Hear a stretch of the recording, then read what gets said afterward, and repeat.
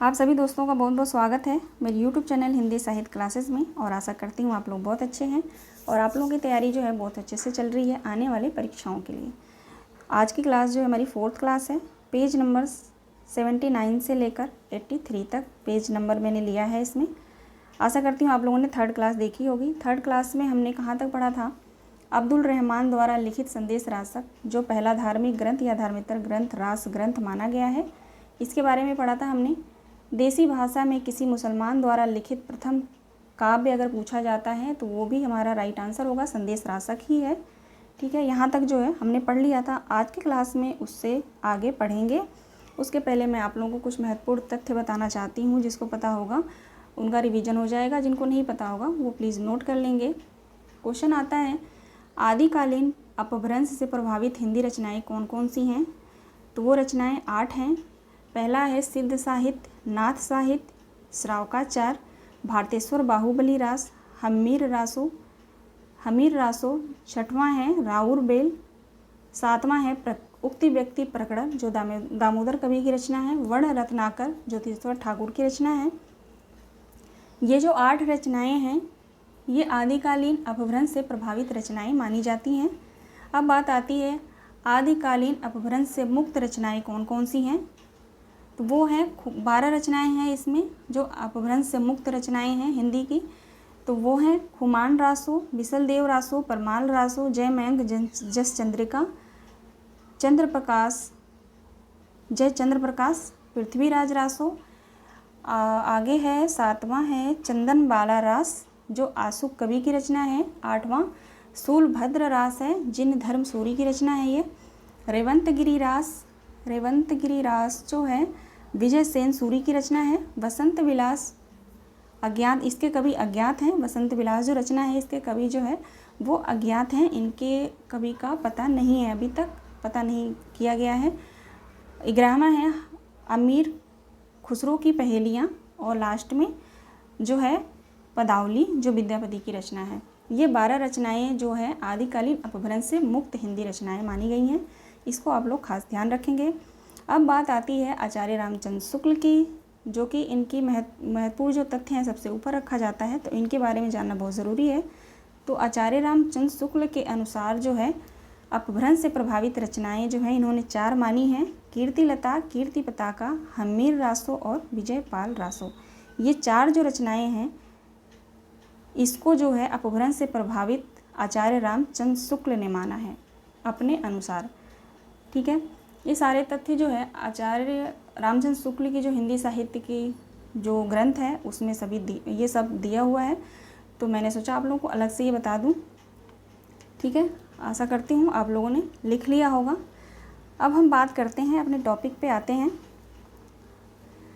हमने संदेश रासक तक पढ़ लिया था, अब बात करेंगे उसके आगे। उससे पहले मैं आप लोगों को कुछ बताना चाहती हूँ कि जैसे आप लोग जो पढ़ाई करते हैं तो आप जंप करके पढ़ाई मत करा करिए। जैसे जंप का मतलब, कहने का मतलब है कि आप अगर भक्तिकाल पढ़ रहे हैं तो आप रीतिकाल के बारे में ना सोचें, भक्तिकाल को पूरा फिनिश करें। क्योंकि आप, ये जाहिर सी बात है, जब आप भक्तिकाल पढ़ रहे होंगे तो आपके माइंड में आगे का टॉपिक या पीछे का टॉपिक आपके माइंड में आएगा कि यार रीतिकाल में कौन से कवि हैं, उनकी रचनाएँ कौन सी हैं। उस टाइम आपको याद आएगा नहीं, तो आप झट से जो है पेज पलट देंगे, तो जो आप पढ़ रहे हैं वो भी आपका नुकसान हो जाएगा। ना इसका याद रहेगा ना आगे वाले तथ्य का याद रहेगा। तो कहने का मतलब यही है कि जो भी टॉपिक आप पढ़ रहे हैं तो उसको फिनिश करके ही आगे वाले टॉपिक पे आप बढ़ा करिए। या तो आपको हर टॉपिक क्लियर है, आपको लगता है कि मैं अच्छे से उसको याद कर ली हूँ, तो फिर आप रिवीजन के तौर पे आप कहीं से भी कोई भी टॉपिक आप उठा सकते हैं। ठीक है, या तो आप तीसरा काम ये भी कर सकते हैं कि आप पूरे जो हिंदी साहित्य के इतिहास जो है हमारा, उसको 2 भागों में आप लोग बांट लें। पहला काव्य में और गद्य में, या तो आप काव्य से स्टार्ट करें या तो आप गद्य से स्टार्ट करें।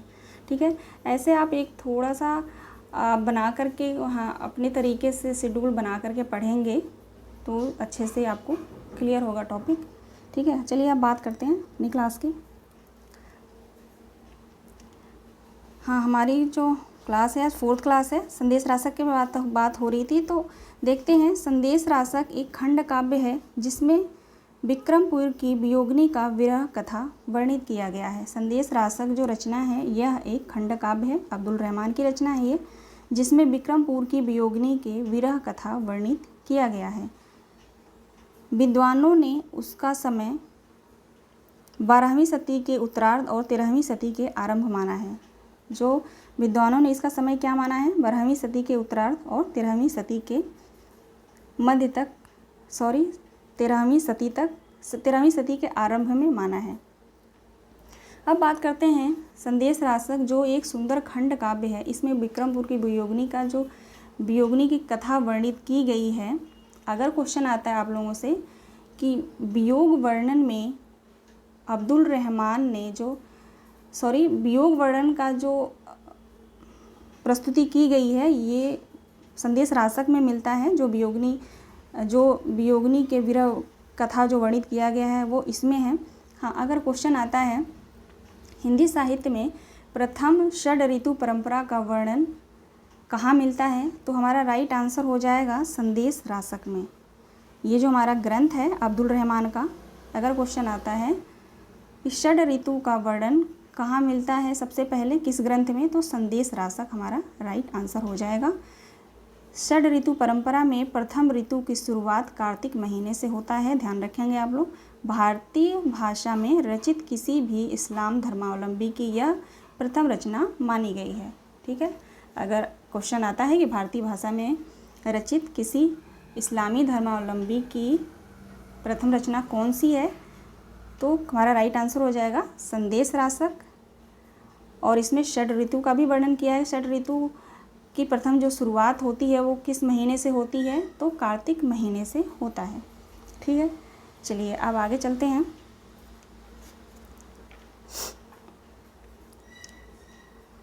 आगे है डॉक्टर राम सिंह जैन साहित्य में सर्वश्रेष्ठ रहस्यवादी कवि माने जाते हैं। मुनि राम सिंह, डॉक्टर राम सिंह बोल रही हूँ, मुनि राम सिंह जैन साहित्य में सर्वश्रेष्ठ रहस्यवादी कवि कहे जाते हैं। डॉक्टर हीरा लाल मुनि राम सिंह का आविर्भाव काल जो है 1057 के लगभग मानते हैं। मुनि राम सिंह ने पाहुड़ दोहा की रचना की है। पाहुड़ दोहा जो रचना है वो किसकी है, तो मुनि राम सिंह की है। मुनि राम सिंह ने अपने आश्रयदाताओं को, जो मुनि राम सिंह जिस राजाओं पे आश्रित होते थे, जिन राजाओं पे, उनको जो है दोहे लिख करके दिया करते थे। दोहे जो लिख करके ना उनको उपहार में दिया करते थे।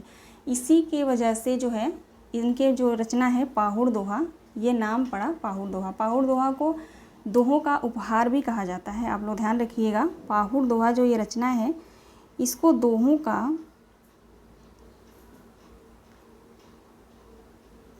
का उपहार कहा जाता है।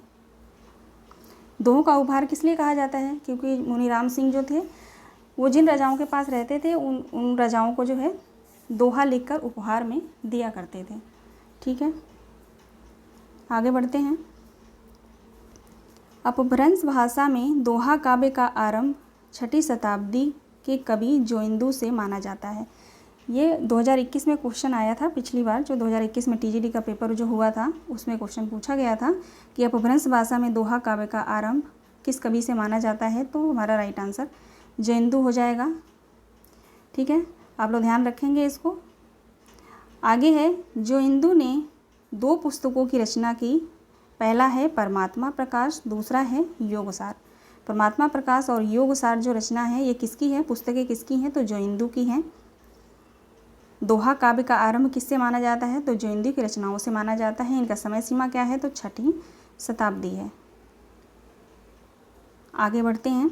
आगे है, जॉर्ज ग्रियर्सन ने आदिकाल के अंतर्गत 9 कवियों को शामिल किया, जिसमें 9 कवि कौन कौन से हैं देखते हैं।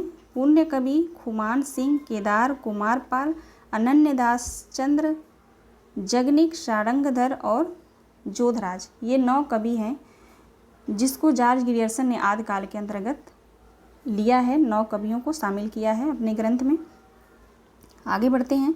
मिस्र बंधुओं ने मिस्र बंधु विनोद के प्रथम संस्करण में आरंभिक काल, जिसकी समय सीमा 700 से 1444 विक्रम संवत के अंतर्गत 19 कवियों को स्थान दिया है। अब क्वेश्चन आता है कि मिश्र बंधुओं ने अपने ग्रंथ मिश्र बंधु विनोद के प्रथम संस्करण में आरंभिक काल के अंतर्गत कितने कवियों को रखा है? तो 19 कवियों को रखा है। 19 कवियों में आप जो है मैं बता रही हूँ आप लोगों को,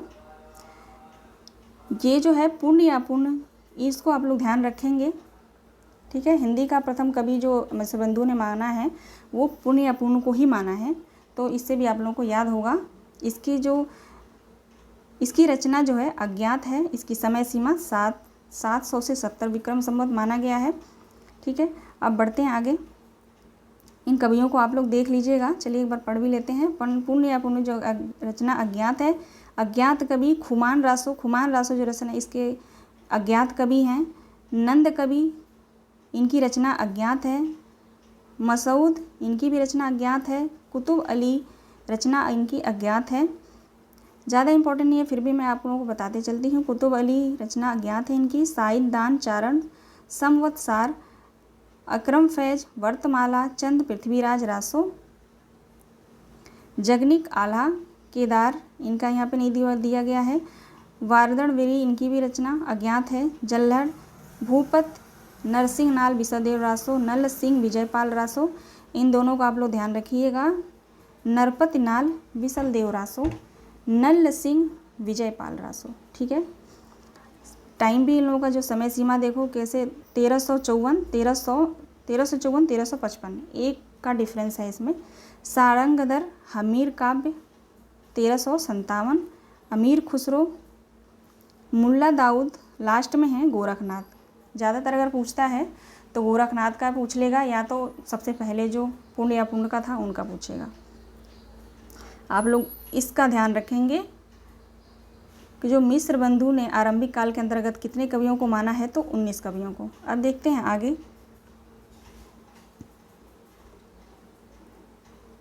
देखते हैं। मिश्र बंधुओं ने अपने मिश्र बंधु विनोद के अगले संस्करण में नाथ पंथियों और सिद्धों को सम्मिलित करते हुए इस काल में कवियों की संख्या 75 तक पहुंचा दी थी। अब क्या किया इन्होंने, मिश्र बंधुओं ने जो इनकी जो रचना थी मिश्र बंधु विनोद, इसका जो अगला संस्करण आया उसमें नाथ पंथियों और सिद्धों को सम्मिलित, जो नाथ पंथी थे और सिद्ध, इनमें जो कवि थे इनको सम्मिलित करते करते इन्होंने इस काल में कवियों की संख्या 75 तक पहुंचा दी थी। आगे देखते हैं। आचार्य रामचंद्र शुक्ल ने अपने इतिहास ग्रंथ में आदिकालीन रचनाओं को 2 भागों में विभक्त किया था। पहला था अपभ्रंश, दूसरा था देश भाषा यानी बोलचाल की भाषा की रचनाएं। आचार्य शुक्ल ने निम्नांकित 12 रचनाओं को ही साहित्य में स्थान दिया था। जो मैंने आप लोगों को 4 पहले बताया था, स्टार्टिंग में मैंने बताया था। अब यहाँ पे देखते हैं अपभ्रंश, जो आचार्य रामचंद्र शुक्ल अपभ्रंश से प्रभावित रचनाएं जो मानते हैं, विजयपाल रासो, हमीर रासो, कीर्तिलता, कीर्ति पताका, ये जो है 4 रचनाएं इन्होंने अपभ्रंश से प्रभावित माना है। अब देखते हैं देश भाषा काव्य की रचनाएं, है ना। ये मैंने आप लोगों को स्टार्टिंग में नहीं बताया क्योंकि मुझे याद नहीं आ रहा था। ये जो इनकी संख्या जो है 8 है। खुमान रासो, विसलदेव रासो, पृथ्वीराज रासो, जयमंक जस चंद्रिका, जयचंद्र प्रकाश, जयमंक जस चंद्रिका, परमाल रासो, जो आल्हा का मूल रूप है परमाल रासो, खुसरो की पहेलियाँ और विद्यापति की पदावली। आसान है, आप लोग याद कर लीजिएगा इसको, ठीक है। कितनी रचनाओं को माना है आचार्य रामचंद्र शुक्ल ने? 12 रचनाओं को साहित्य में स्थान दिया है, जिसके 2 भाग इन्होंने किए हैं। एक अपभ्रंश से प्रभावित रचनाएं, एक देश काव्य से प्रभावित रचनाएं, यानी जो उस समय की देश भाषा की जो बोलचाल की जो भाषा थी उससे रिलेटेड जो है इनको माना है 8 रचनाओं को, और अपभ्रंश से प्रभावित रचनाओं की संख्या जो है 4 है। अब आगे बढ़ते हैं, देखते हैं। हजारी प्रसाद द्विवेदी ने आदिकाल के अंतर्गत 9 कवियों को शामिल किया है। हजारी प्रसाद द्विवेदी ने आदिकाल के अंतर्गत कितने कवियों को शामिल किया है? तो 9 कवियों को। पिछली क्लास में मैंने 9 कवि के नाम भी आप लोगों को बताए हैं। सेकेंड क्लास में, सेकेंड या फर्स्ट क्लास होगी, उसमें आप लोग देख सकते हैं। मैं भी देख लूँगी, नहीं बताया हो तो मैं अलग से फिर से कल की वीडियो जो आएगी मैं उसमें बता दूँगी आप लोगों को। अगला है हेमचंद्र। गुजरात के सोलंकी राजा सिद्धराज जयसिंह और उनके भतीजे कुमार पाल के राज दरबार में रहते थे। अब बात आती है हेमचंद्र, जो गुजरात के सोलंकी राजा सिद्धराज जय सिंह और उनके भतीजे कुमार पाल के राज दरबार में रहा करते थे। आचार्य व्याकरण के जो आचार्य हेमचंद्र हैं वो व्याकरण का नाम सिद्ध हेम शब्दानुशासन था। उनके व्याकरण ग्रंथ का क्या नाम था? तो सिद्ध हेमचंद शब्दानुशासन था। हेमचंद का व्याकरण सिद्ध हेम नाम से प्रसिद्ध हुआ। हेमचंद का व्याकरण ग्रंथ जो था सिद्ध हेम नाम से प्रसिद्ध हुआ। किस नाम से प्रसिद्ध हुआ? तो सिद्ध हेम नाम से। आगे देखते हैं। इन सभी तथ्यों से जो है कल जो है मैं आप लोगों से क्वेश्चन पूछूंगी, तो आप लोग अगर क्लास देख रहे हैं तो आप लोग जब क्वेश्चन सॉल्व करेंगे तो आप लोगों को देखिएगा दिमाग में कितनी जल्दी जो है आप लोगों को आंसर आएगा। आगे है, सिद्ध हेम में संस्कृत, प्राकृत, अपभ्रंश तीनों का समावेश मिलता है। इनकी जो रचनाएं यहाँ पे दिया गया है, सिद्ध हेम नाम से जो प्रकाशित हुआ, इसमें जो है संस्कृत, प्राकृत और अपभ्रंश तीनों भाषा का समावेश किया गया है। तीनों भाषाएं मिलती हैं। हेमचंद्र प्रसिद्ध जैन आचार्य थे और इनका जन्म 1088 ईस्वी में हुआ था। हेमचंद्र जैन आचार्य थे और इनका जन्म कब हुआ था? तो 1088 ईस्वी में हुआ था। आगे चलते हैं। हेमचंद्र के अन्य पुस्तकों का नाम यहाँ पे दिया गया है, कुमार पाल चरित, योग शास्त्र, प्राकृत व्याकरण, छंदोनुशासन और देसी नाम माला कोश। ये रचनाएं इनकी हैं। हेमचंद्र की जो पुस्तकें हैं यहाँ पे दी गई हैं, आप लोग ध्यान से इसको पढ़ लीजिएगा। कुमार पाल चरित है, योग शास्त्र है, प्राकृत व्याकरण है, छंदानुशासन और देसी नाम माला कोश। आगे चलते हैं। हेमचंद्र को प्राकृत का पाणिनि भी कहा जाता है। महत्वपूर्ण है ये। हेमचंद्र को प्राकृत का पाणिनि कहा जाता है। अपने व्याकरण के उदाहरण के लिए हेमचंद्र को भट्टी के समान एक द्वादश काव्य की भी रचना की थी। अब क्वेश्चन आता है कि अपने व्याकरण के उदाहरण के लिए हेमचंद्र ने किस आचार्य ने अपने व्याकरण के उदाहरण के लिए किस आचार्य ने अपने व्याकरण के उदाहरण के लिए भट्टी के समान एक द्वादश काव्य की रचना की थी? तो हमारा राइट आंसर हो जाएगा हेमचंद्र। ये क्वेश्चन पूछा भी जा चुका है। ठीक है, चलिए आगे बढ़ते हैं। अब आते हैं सोमप्रभु सूरी जो है गुजरात के एक प्रसिद्ध जैन साधु थे। जैन आचार्य नहीं थे। ठीक है, ये कौन थे? तो प्रसिद्ध जैन साधु थे जिनका आविर्भाव 1252 विक्रम संवत में माना जाता है। इनकी एक रचना है सोमप्रभु सूरी की जो रचना है कुमार पाल प्रतिबोध। इसका जो समय माना गया है 1241 विक्रम संवत। यह जो है गद्य पद्य संस्कृत प्राकृत काव्य है। इम्पोर्टेंट तथ्य है ये, ध्यान रखेंगे आप लोग। सोमप्रभु सूरी की जो रचना है कुमार पाल प्रतिबोध, समय सीमा 1241 विक्रम संवत। इस रचना में जो है गद्य और पद्य में संस्कृत प्राकृत काव्य मिलता है। ठीक है, आगे है जैनाचार्य मेरुतुंग ने संवत 1316 में प्रबंध चिंतामणि नामक एक ग्रंथ की रचना की थी। प्रबंध चिंतामणि जो ग्रंथ है यह किसकी है? तो मेरुतुंग की है। ये भी जैन आचार्य थे। इनकी समय सीमा जो मानी गई है 1361 ईस्वी। यह ग्रंथ जो है संस्कृत भाषा में है। किस भाषा में है? तो संस्कृत भाषा में है। आगे बढ़ते हैं। प्रबंध चिंतामणि के कुछ दोहे मालवा नरेश राजा भोज के चाचा मुंज के कहे हुए हैं। प्रबंध चिंतामणि जो मेरुतुंग की जो रचना है प्रबंध चिंतामणि, इसमें जो कुछ दोहे हैं वो मालवा के नरेश राजा भोज के चाचा जो मुंज थे उनके कहे गए जो हैं मिलते हैं। आगे बढ़ते हैं। प्रबंध चिंतामणि में दूहा विद्या में विवाद करने वाले दो चारणों की कथा आई है। इम्पोर्टेंट तथ्य है ये। प्रबंध चिंतामणि में दूहा विद्या में विवाद करने वाले दो चरणों की कथा पाई जाती है, इसलिए अपभ्रंश काव्य को दूहा विद्या भी कहा जाने लगा है। अब समझ में आया कि दोहा विद्या किस लिए कहा जाता है?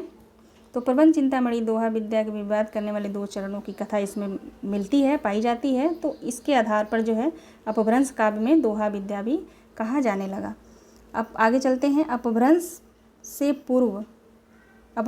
पूर्व दोहा का प्रयोग नहीं मिलता है। जो अपभ्रंश भाषा है उसके पूर्व जो है दोहा का प्रयोग अगर हम देखें तो नहीं मिलता है। पंडित लक्ष्मीधर ने 14वीं शताब्दी के अंत में प्राकृत पैंगलम नामक एक ग्रंथ संग्रह जो है इन्होंने लिखा। प्राकृत पैंगलम जो रचना है वो किसकी है, तो पंडित लक्ष्मीधर की। समय सीमा इनकी क्या मानी गई है, 14वीं शताब्दी। यह ग्रंथ जो है एक संग्रह ग्रंथ माना गया है। प्राकृत पैंगलम में विद्याधर, सारंगधर, जज्जल और बब्बर आदि कवियों की रचनाओं को संकलित किया गया है। सबसे इम्पोर्टेंट बात यह है इस ग्रंथ के बारे में कि जो प्राकृत पैंगलम जो ग्रंथ है लक्ष्मीधर की, इसमें जो है विद्याधर, सारंगधर, जज्जल और बब्बर इन 4 कवियों की रचनाओं को इसमें संकलित किया गया है। ठीक है, ध्यान रखेंगे आप लोग। प्राकृत पैंगलम में प्राकृत और अपभ्रंश छंदों का विवेचन किया गया है। प्राकृत पैंगलम में कौन से छंदों का विवेचना किया गया है, तो अपभ्रंश के छंदों की विवेचना मिलती है प्राकृत पैंगलम में। कल मैं जो क्वेश्चन बनाऊंगी इनसे आप लोग देखिएगा, प्रैक्टिस सेट जो चौथा आएगा, एक एक लाइन पे मैं क्वेश्चन इसमें बना के दे दूंगी, क्योंकि इतनी डीपली क्वेश्चन आप किसी भी प्रैक्टिस सेट में अगर पढ़ते हैं तो आपको नहीं मिलेगा। इसी वजह से हम प्रैक्टिस सेट ले लेते हैं, उसको सॉल्व करते हैं, और जो है हम सोचते हैं कि भाई हमने इतना प्रैक्टिस सेट सॉल्व किया। जब पेपर हॉल में जाते हैं, पेपर देते हैं, हमारे सामने क्वेश्चन का जो लेवल अलग ही आता है, तो फिर हमें सोचना पड़ता है कि भाई कहाँ से आया है। आता उसी टॉपिक से है, बस हमें पढ़ने का अपना तरीका जो है बदलना पड़ेगा अब। ठीक है, और हाँ, आप लोग जो है जो पुस्तकें हैं आचार्य रामचंद्र शुक्ल की और बच्चन की हिंदी साहित्य का दूसरा इतिहास, ठीक है, इन दोनों पुस्तकों को अभी भी टाइम है तो जिन्होंने पढ़ लिया है ठीक है, जिन्होंने नहीं पढ़ा है वो पढ़ लीजिएगा, ज़रूरी है। और अगर गद्य के लिए देखा जाए तो बच्चन सिंह का जो गद्य का जो है आधुनिक हिंदी साहित्य का इतिहास, उसको भी आप गद्य के लिए बहुत अच्छा है, वो आपकी समझ विकसित होगी और क्वेश्चन जो ज़्यादातर पूछा जाएगा तो वहाँ से लिया जाता है।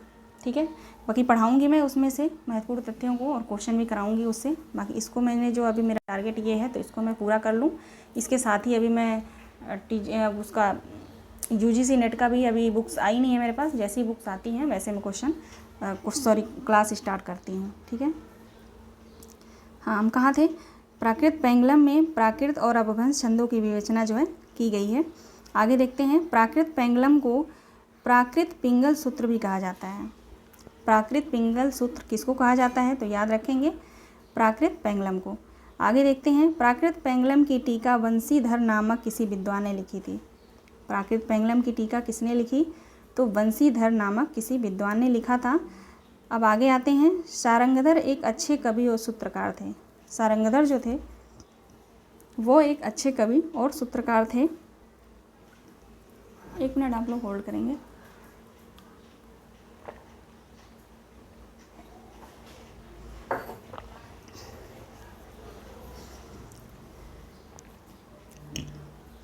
अब देखते हैं आगे, सारंगधर ने सारंगधर पद्धति के नाम से एक सुभाषित संग्रह बनाया था।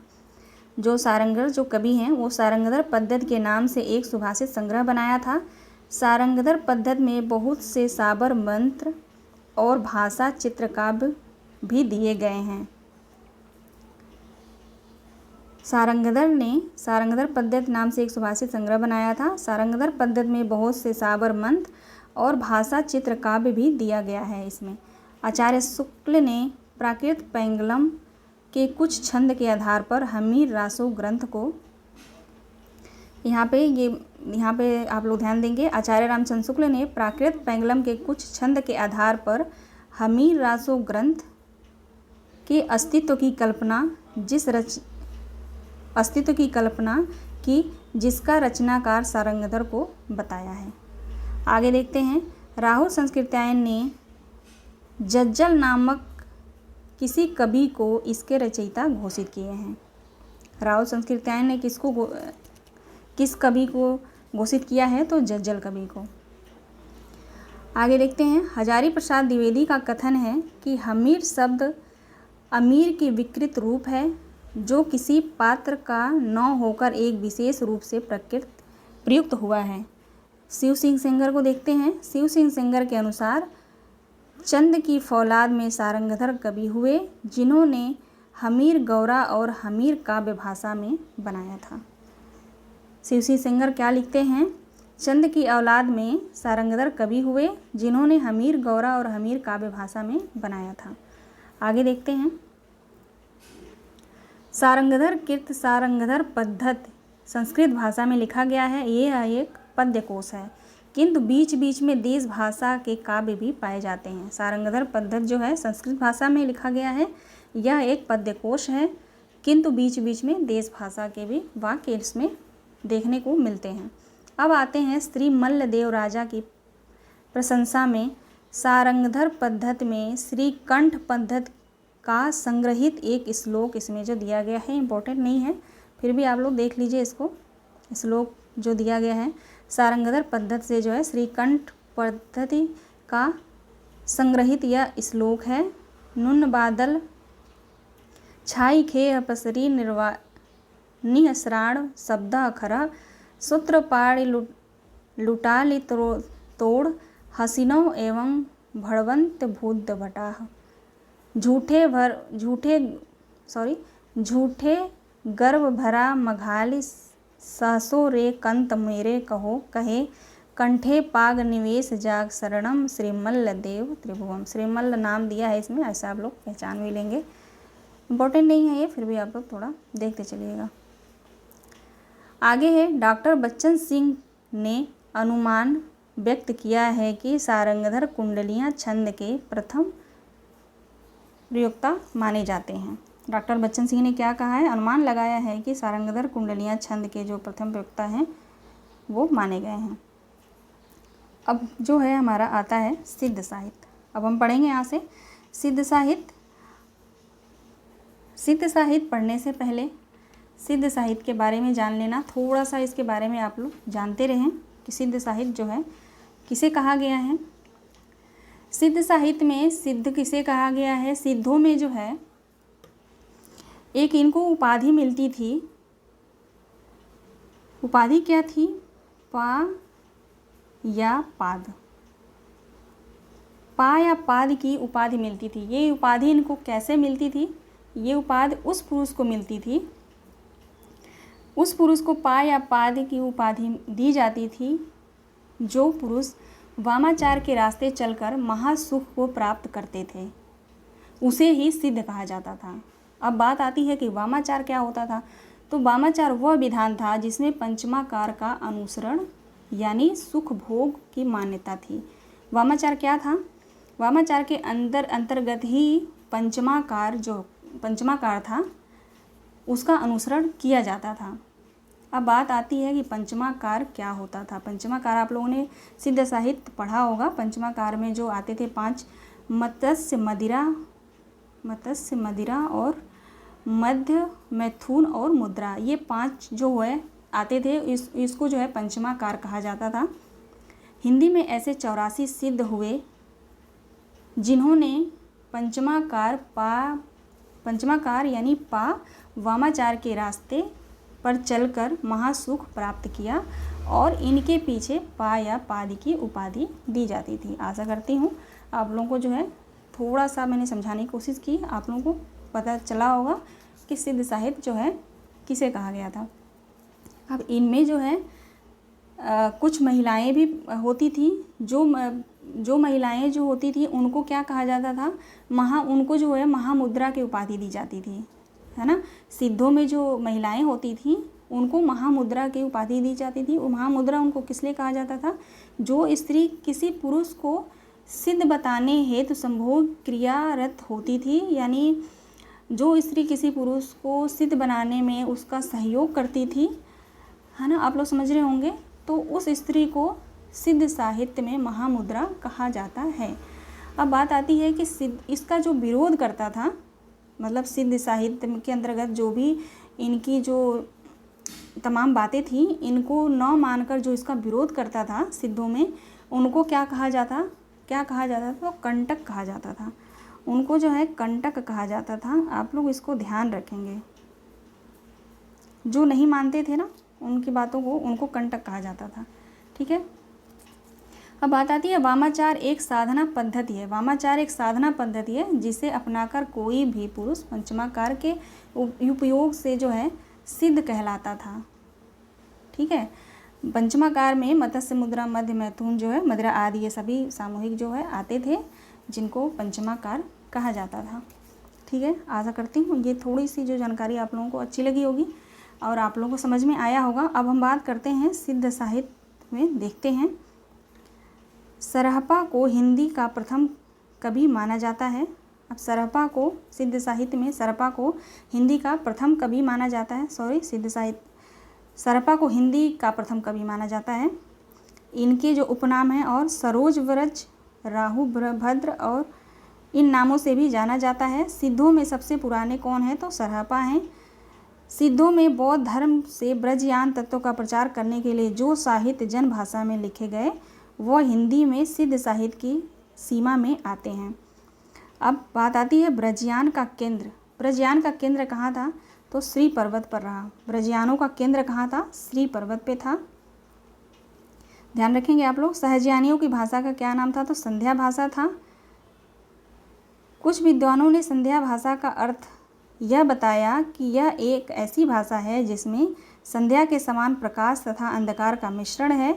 ज्ञान के आलोक और उसकी सारी बातें स्पष्ट हो जाती हैं, है ना। संध्या भाषा का जो यहाँ पे अर्थ दिया गया है कुछ विद्वानों के अनुसार, यह एक ऐसी भाषा है जिसके अंतर्गत संध्या के समान यानी शाम होते ही प्रकाश तथा अंधकार का जो है मिश्रण हो जाता है और इसके अंतर्गत ज्ञान के आलोक से उसकी सारी बातें जो हैं हमें स्पष्ट हो जाती थी। ये जो है कहा गया है विद्वानों के अनुसार। आगे देखते हैं। कुछ विद्वान ने संध्या भाषा का अर्थ अभिसंधि या अभिप्राय युक्त वाणी बतलाया है। पंडित विधु शेखर शास्त्री ने बताया है कि मूल संध्या का मूल शब्द जो है संध्या भाषा नहीं बल्कि संधा भाषा रहेगा। क्वेश्चन आता है कि किसने कहा है कि जो संध्या भाषा का जो मूल शब्द संध्या नहीं संधा है, संधा भाषा है, तो वो किसने कहा है? पंडित विधु शेखर शास्त्री ने बताया है ऐसा। आगे देखते हैं। ज्योतिश्वर ठाकुर द्वारा रचित वर्ण रत्नाकर नामक 14वीं शताब्दी में जो मैथिली ग्रंथ में जो 84 सिद्धों के नाम दिए गए हैं, इंपॉर्टेंट है ये, पूछा जाता है कि किस ग्रंथ में 84 सिद्धों के नाम मिलते हैं। तो ज्योतिश्वर ठाकुर की जो रचना है वर्ण रत्नाकर जिसकी समय सीमा 14वीं शताब्दी मानी गई है, इसमें जो है 84 सिद्धों के नाम दिए गए हैं। आगे है सहजयानियों की संध्या भाषा का प्रभाव संत कवियों पर भी पड़ा और उन्होंने उलटवासियाँ लिखने लगे। सहजयानियों की संध्या भाषा का प्रभाव जो है संत कवियों पर भी पड़ा तो वे क्या लिखने लगे? उलटवासियाँ लिखने लगे। राहुल संस्कृत्याय ने सरहपाद का समय जो है 769 माना है। आगे है विनय तोष भट्टाचार्य ने सहरापाद का समय विक्रम संवत 690, विक्रम संवत में देखा जाए तो 690 और ईस्वी में अगर देखा जाए तो 633 ईस्वी माना है। विनय तोष भट्टाचार्य ने सहरापाद का समय क्या माना है? तो 690, अगर ईस्वी में देखें तो 633। ध्यान रखेंगे आप लोग। आगे है इनके लिखे गए 32 ग्रंथ बताए जाते हैं जिनमें दोहा कोश प्रसिद्ध है। सरहपा की जो ग्रंथ बताए गए हैं वो कितने बताए गए हैं? 32 बताए गए हैं, जिनमें जो है दोहा कोश जो है सबसे प्रसिद्ध रचना मानी गई है। आगे देखते हैं। महामहोपाध्याय हरप्रसाद शास्त्री द्वारा संपादित बौद्ध ज्ञान व दोहा में सरहपा और कृष्णाचार्य का दोहा संग्रहित किया गया है। ठीक है, महाउपाध्याय जो हरप्रसाद शास्त्री जो है उनके द्वारा संपादित बौद्ध ज्ञान दोहा को संपादित किसने किया था? तो हरप्रसाद शास्त्री ने। उसमें जो है सरहपा और कृष्णाचार्य का दोहा संग्रहित किया गया है। आगे है हरप्रसाद शास्त्री ने बौद्ध ज्ञान व दोहा में संग्रहित पुस्तकों की भाषा को प्राचीन बंगला कहा है। बौद्ध ज्ञान व दोहा में जो संग्रहित पुस्तकें हैं उनकी भाषा क्या है? तो प्राचीन बंगला वो बताया गया है, ऐसा हरप्रसाद शास्त्री ने बताया है। आगे है दोहा कोश का संपादन किसने किया? तो डॉक्टर प्रबोध चंद बागची ने किया। बौद्ध ज्ञान और दोहा का संपादन किसने किया? तो हरप्रसाद शास्त्री ने। ध्यान रखेंगे आप लोग। और अगर आता है कि दोहा कोश का संपादन किसने किया? तो प्रबोध चंद बागची ने किया। आगे देखते हैं। दोहा कोश में तिल्लोपा सरहपा कणहपा के दोहे संग्रहित हैं। दोहा कोश में किसके किसके दोहे संग्रहित हैं, तो ध्यान रखेंगे आप लोग, तिल्लोपा, सरहपा और कणहपा, इन तीनों कवियों के जो है दोहे संग्रहित किए गए हैं। अब देखते हैं यहाँ पे सरहपा की जीवन दृष्टि के संक्षेप में इस प्रकार जो है यहाँ पे दिया गया है। सहज यानी सहज संयम, उसके अंतर्गत ज़्यादा पाखंड, विडंबना और विनाश। फिर गुरु सेवा, इन जो मार्ग हैं, ये जो सिद्धों में जो मार्ग होते हैं, इन मार्गों से जो चलकर जो जाते थे वो महासुख की प्राप्ति करते थे, उनको जो है सिद्ध कहा जाता था, सिद्ध बनते थे। पहला है उसमें सहज संयम, फिर पाखंड और आडंबर का विनाश करते थे, फिर गुरु की सेवा, फिर सहज मार्ग, फिर महासुख की प्राप्ति। तब जो है ये इनके पीछे पायापादी की उपाधि लगती थी, इनको जो है सिद्ध कहा जाता था। आगे देखते हैं, बच्चन सिंह ने लिखा है, आक्रोश की भाषा का पहला प्रयोग सरहपा में ही दिखाई देता है। यह कथन महत्वपूर्ण है, आप लोग ध्यान रखेंगे। आक्रोश की भाषा का पहला प्रयोग सरहपा में ही दिखाई देता है, ऐसा बच्चन सिंह कहते हैं। सिद्धों की भाषा को संध्या भाषा नाम मुनिदत्त अद्विजय ने दिया था। सिद्धों की भाषा को संध्या भाषा नाम किसने दिया? मुनिदत्त अद्विजय ने दिया था। आगे देखते हैं, सबरपा सरहपा के शिष्य तथा लुइपा के गुरु थे। सरहपा कौन थे? सबरपा कौन थे? तो सरहपा के शिष्य थे और लुइपा के गुरु थे। सबरों की वेशभूषा में रहने के कारण इनका नाम सबरपाद पड़ा था, यानी सबरों की वेशभूषा में जो रहते थे इसी कारण इनका नाम सबरपाद पड़ा। इनका जन्म क्षत्रिय कुल में हुआ था। सन 1780 ईस्वी में इनका जो जन्म हुआ था क्षत्रिय कुल में हुआ था। आगे देखते हैं, चर्यापद सबरपा की प्रसिद्ध पुस्तक है। चर्यापद किसकी पुस्तक है? तो सबरपा की है, ध्यान रखेंगे आप लोग। चर्यापद एक प्रकार का गीत है जो सामान्यतः अनुष्ठानों के समय गाया जाता है। चर्यापद संध्या भाषा के दृष्टिकूट में लिखा गया है जिनके दोहरे अर्थ होते हैं। अब चर्यापद क्या है? एक प्रकार का गीत ग्रंथ है ये, जो सामान्यतः अनुष्ठान जब होता था, अनुष्ठान जब वो पूजा पाठ करते थे, अनुष्ठानों के समय जो है ये गाया जाता था। चर्यापद संध्या भाषा के दृष्टिकूट में लिखा गया है जिनके जो दोहरे यानी डबल अर्थ होते हैं। अब बात आती है सिद्ध साहित्य में दोहा कोश की रचना परिनिष्ठित अपभ्रंश में हुई है तथा चर्यापद का अवहट में। बहुत इंपॉर्टेंट है ये, ध्यान रखेंगे आप लोग। सिद्ध साहित्य में दोहा कोश की रचना जो है परिनिष्ठित अपभ्रंश में हुई है तथा चर्यापद का अवहट में हुई है। आगे देखते हैं, सिद्धों का दोहा और चर्यापद संत साहित्य में क्रमशः साखी शब्दी में कंचित परिवर्तित हो गया। जो सिद्धों की जो दोहा और चर्यापद जो इनका ग्रंथ था वो संत साहित्य में आकर वही जो कबीरदास की जो रचना है साखी शब्द रमैनी, उन दोनों में जो है परिवर्तित हो गया था, साखी शब्दी में जो है रूपांतरित हो गया था, है ना। ये पूछा जाता है, यहाँ से क्वेश्चन जो है बनते हैं कि दोहा और चर्यापद का जो है सिद्ध साहित्य में क्या नाम है? तो शब्दी और साखी और शब्दी। आगे बढ़ते हैं, लुइपा का जन्म राजा धर्मपाल के शासनकाल में सन 773 ईस्वी में एक कायस्थ परिवार में हुआ था। लुइपा का जन्म कहाँ हुआ था?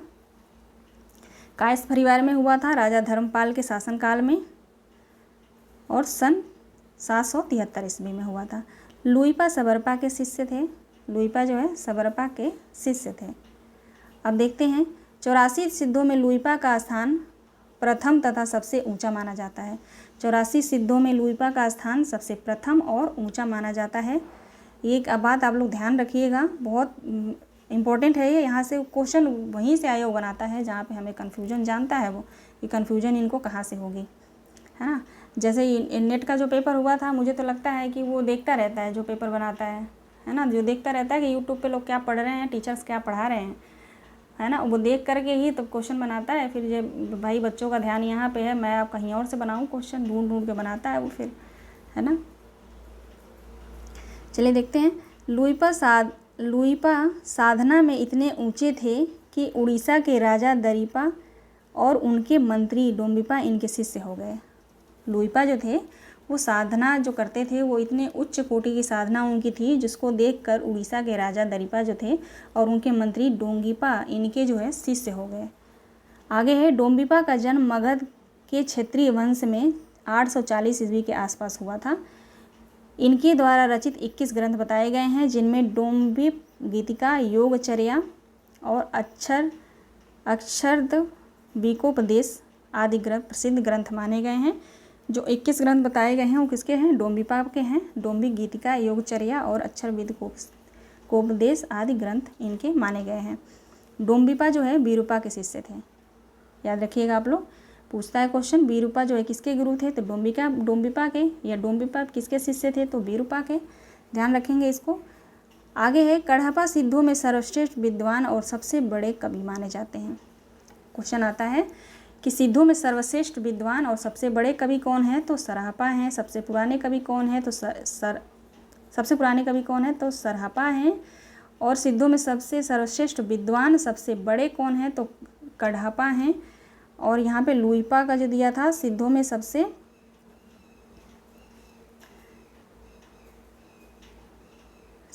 सबसे यहाँ पे लुइपा का दिया गया था।